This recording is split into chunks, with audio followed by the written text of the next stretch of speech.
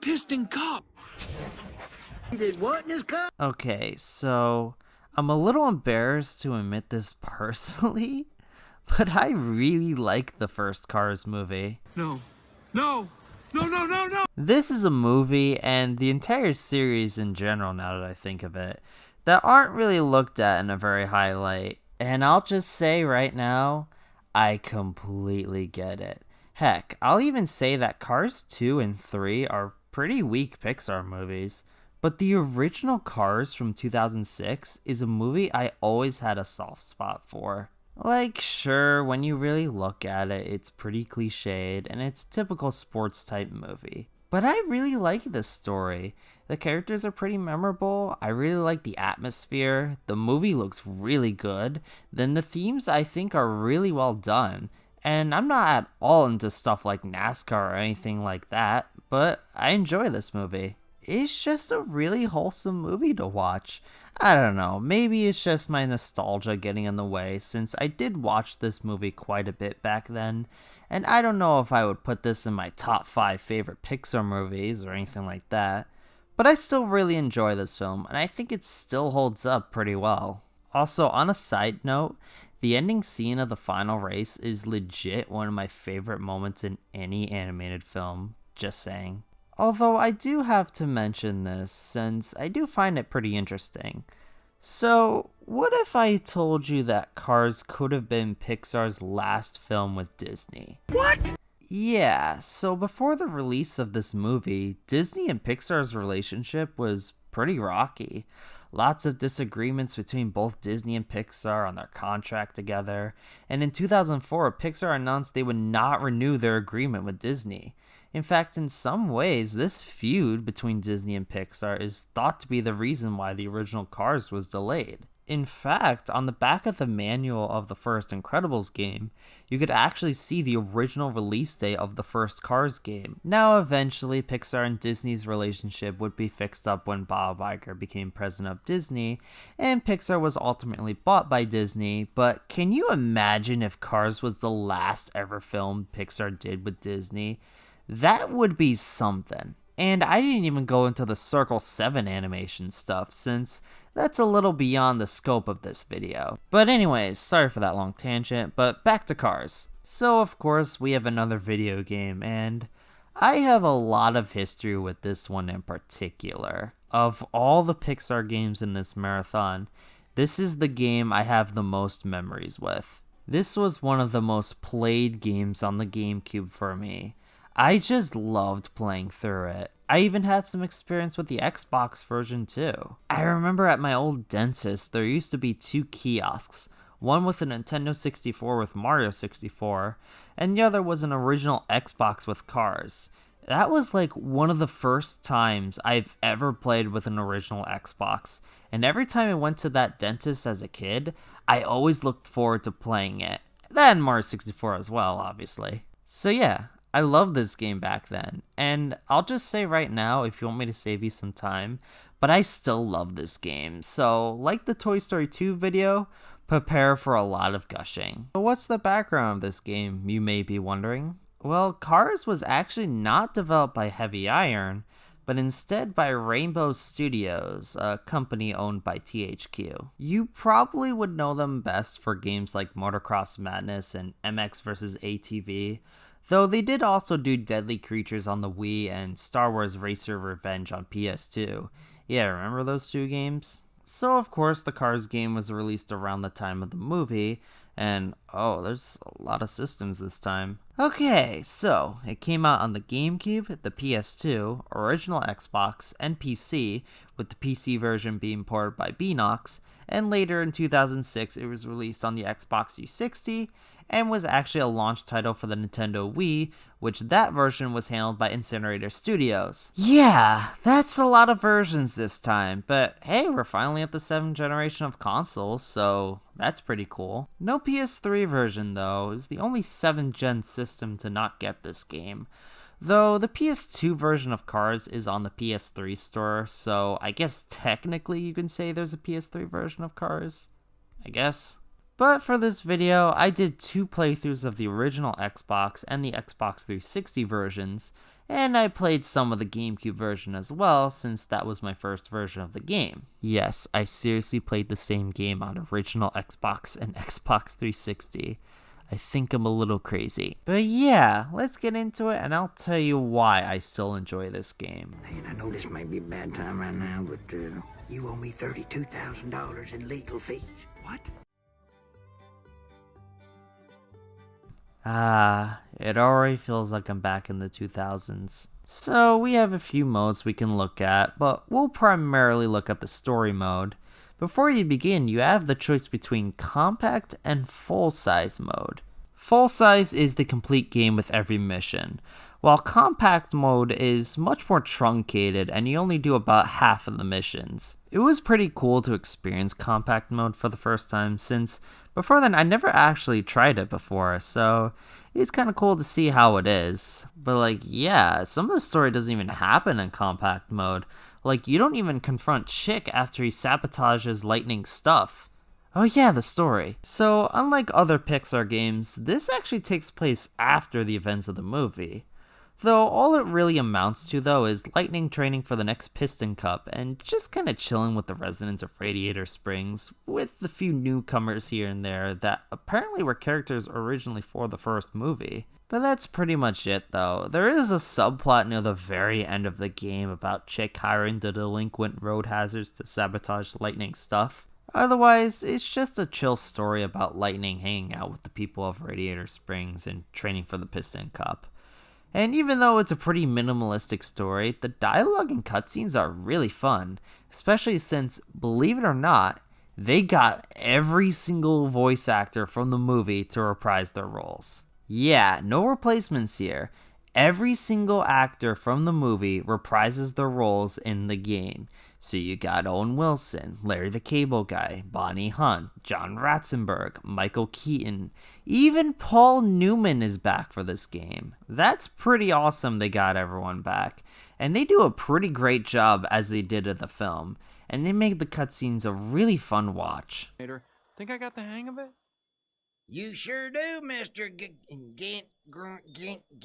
Mr. Gannell. Ginnel? Mater, what's a ginnel?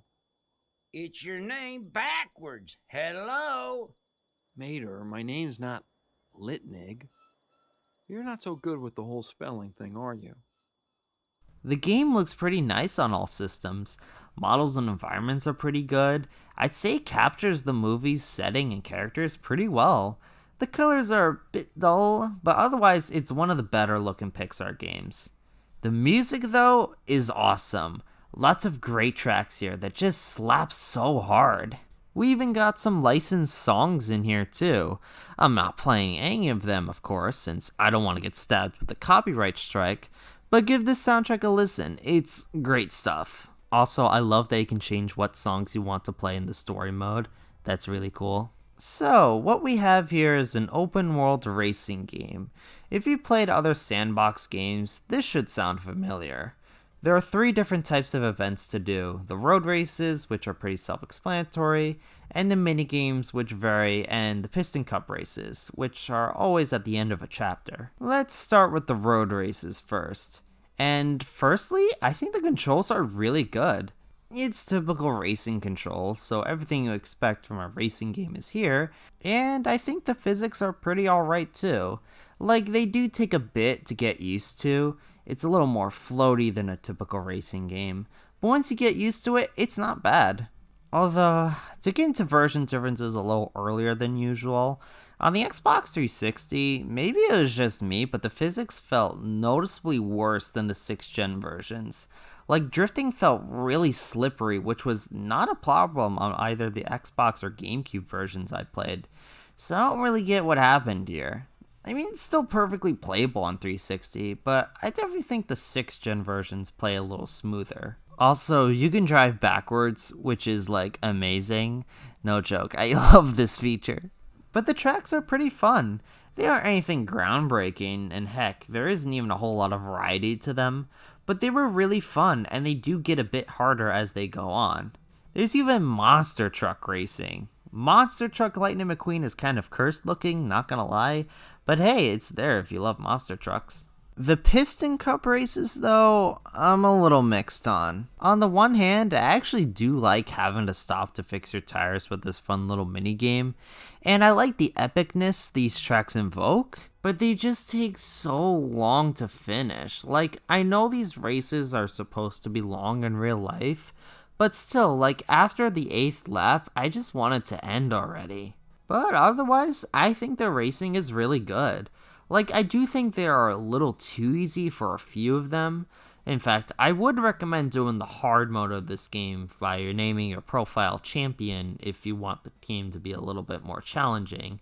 But the racing is pretty well designed, and I still have a lot of fun with it. The minigames are also pretty fun. I love this one where you're the sheriff and you gotta hunt down the speeders, and this one where it's a heist. I love this one so much. You're trying to sabotage lightning stuff, and then later on you're ramming into them as lightning. It's really fun. Not all of them were that great. I never personally was into the tractor tipping game. It's just kinda which is a shame because the tractor tipping scene was like one of my favorite scenes in the movie, but here it's just kinda boring. For the overworld stuff, you have 3 areas: Radiator Springs, Ornament Valley, and Tailfin Pass.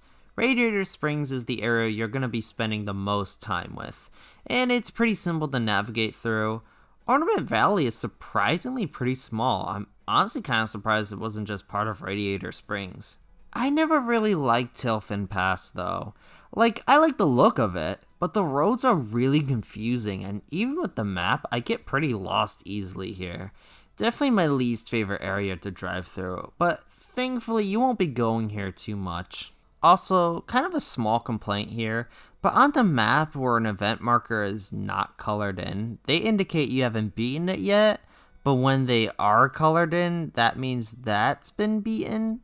Shouldn't that be swapped? Like, shouldn't when they are not colored in mean completed and not the other way around?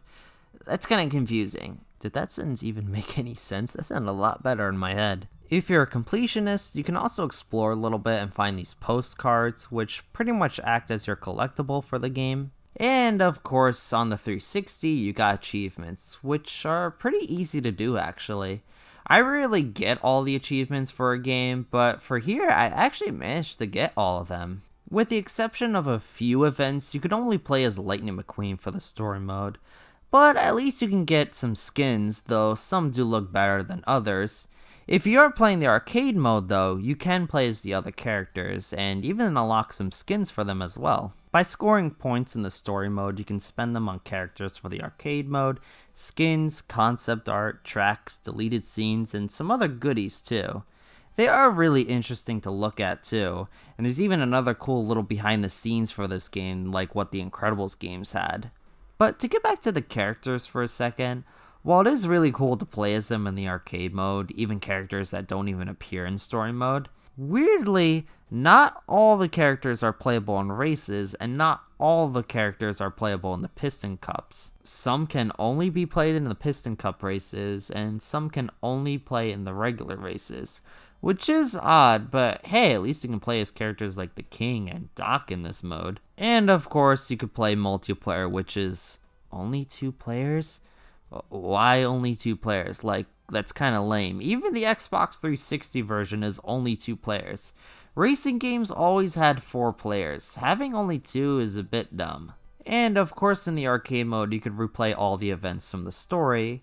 And if you have the Xbox 360 or Wii version, you have an exclusive minigame with Mater based on the Ghostlight short.